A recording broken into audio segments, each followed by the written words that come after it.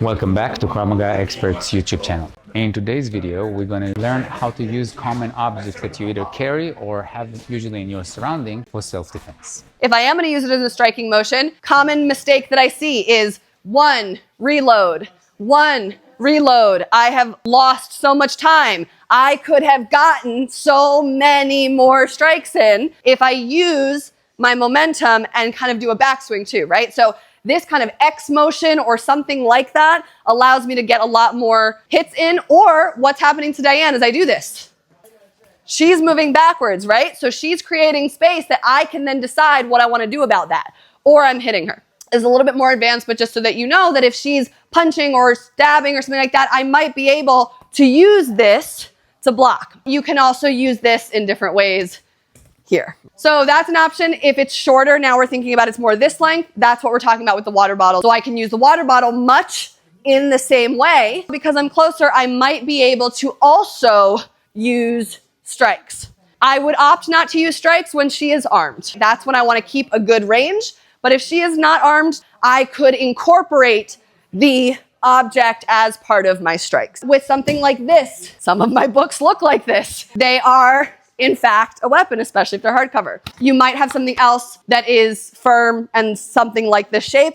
If you think about the Muay Thai pads, that might be like a bag or a purse that has some structure to it. Kick shield could be a backpack. All of these things can be used in that way. If Diane is striking here, I can use this as a shield. And then I can also use it as a weapon if it's like structured enough or hard enough. Same with the kick shield, which would just be a bigger one, right? That I could use it even also against a kick where I could block here and then use it as a weapon. You continue to use it as a shield or, right, distract her, make her kind of react to catching it so that I can then come in. So lots of options here. Smaller is like the tennis ball that you were passing around in the beginning. That could be a cell phone. That could be like any rock-like object, something that's about that size, that is firm and can be smashed into people's faces, back of the head. One last one I wanted to go over with you because you passed it around earlier. This could be the shape of a lot of small things. If you're somebody who wears makeup, this could be a mascara tube. It could be lipstick. If it is hard and you can hold it here and use it in a hammer fist way,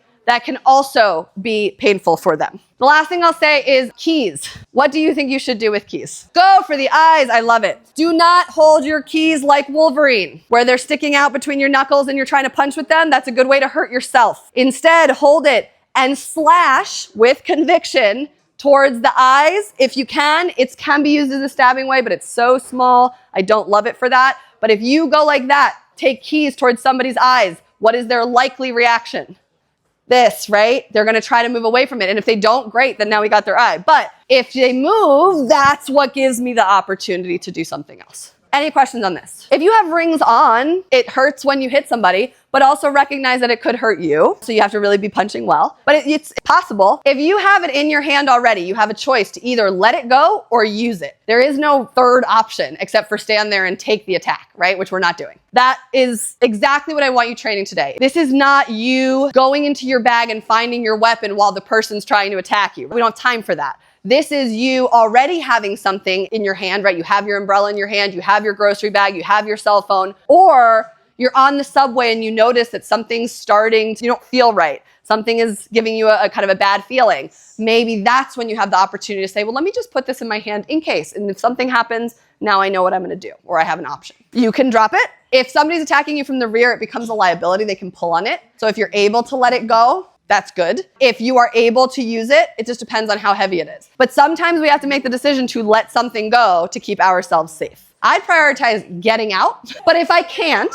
it depends on what you feel you can do most damage with, what you have available to you, what you've practiced with, all of those things. We're not gonna use real objects, but hopefully you got a sense of what it feels like with different objects, especially ones that you didn't really know what you were gonna have. You are now seeing how you can utilize things that are in your bag, things that are in your environment. I want you to be thinking about what you have in your home, what you have at your workplace, what you have in your car, what you have when you're on the subway, in your purse, in your backpack, in your laptop bag, so that you are constantly kind of cultivating that mental aspect of this, right? How can I use this as a weapon? I tell people play the what if game. If you're on the subway and nothing's happening, ask yourself, what happens if that person starts to do this? How would I react? How would I use this thing in my hand? So for the last couple minutes of class, what I want you to do is go back to using our objects, but I want one person to grab an object, close their eyes, and the other person is going to kind of wake them up. They need to react. So what that'll look like, that I'm going to use this kind of object. I'm going to close my eyes and Karen's just going to give me a nice shove.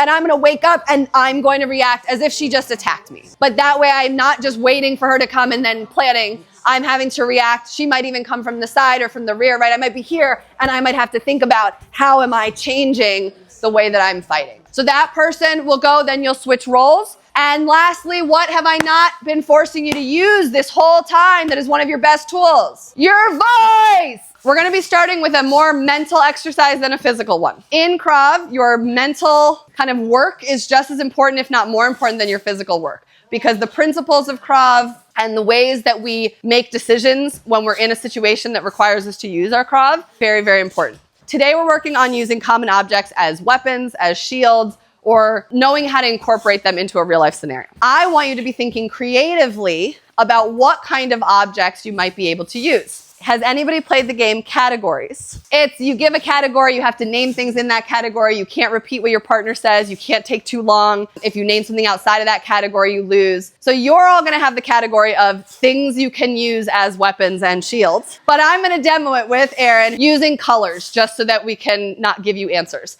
You're going to be in a plank position. Just be close enough that you and your partner can hear one another. So if we're doing colors and I say blue, red, purple, black, green, white, white. Oh no, I repeated. So now I have to do 2 push-ups and then we get back to it. So I want you to be as creative as possible. I want you to come up with things. Think about things in your bag, your home, your workplace. We're going to do a few rounds of this. The first one, you're holding a plank. The penalty for a wrong answer or any of those is 2 push-ups. If you take longer than like 3 seconds to give an answer, that's also 2 push-ups. So be quick. We often talk about the line of attack. If this is my line of attack, and this is true of any scenario we're talking about, that if Karen attacks me this way, whether it's with a punch or a stab or a choke, this is the line of attack. So I don't want to stay there. The moment I have an opportunity to move out of the line of attack, I want to. Because if I stay here, Karen attacks, and maybe I defended that, but I stay, she knows exactly where to find me. I don't want that.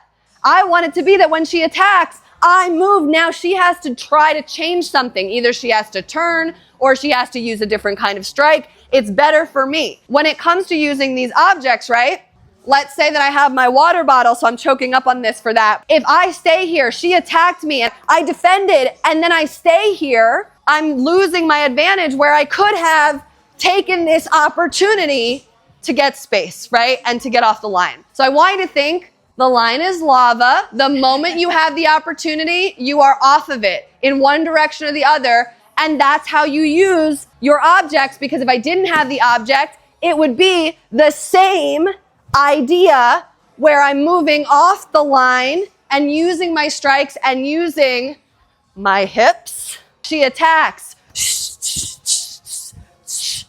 I'm using my hips, using my motion, using my strikes. If I have something in my hand, let's say that this is maybe I did pick up a rock and I'm using this, right? Like I said, this is wasting time. But 1, 2, 3, 4, I have lots of opportunities to strike. I can start even here and then smash here and strike and strike and strike. And I'm using all of my tools available to me. So that's why you have full gear, so that you can use any of the strikes that you know. You have various objects. So I give you all tennis balls. I want you to use different ones. Go slow, take care of one another, and switch on your own. So that feeling, that voice, that anger, that aggression, that has to go with you in a real life scenario. When you're training, you don't have to be at the top of your lungs, right? But you need to use your voice. If you train yourself to be quiet, you will be quiet. Don't be quiet, be loud. Objects as weapons, that's what we're gonna stick with today, including using it as shield. So we talked about it a little, and I want you to hold that in mind.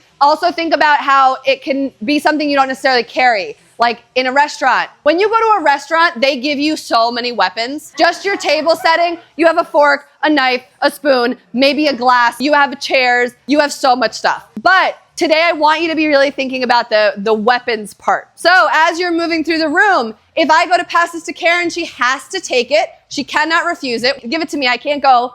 I have to take it from her and then I have to pass it as quickly as I can. Anyone who has it when time is called has to do 2 burpees. You cannot have 2 objects at once. So once I start introducing other objects, you can only have 1 at a time, which also means if you're the person passing, you need to use your situational awareness and pay attention so you're not trying to hand something to somebody who already has something else. You have to move through the room. If the object is passed to you, get it, pass it on quick. All right?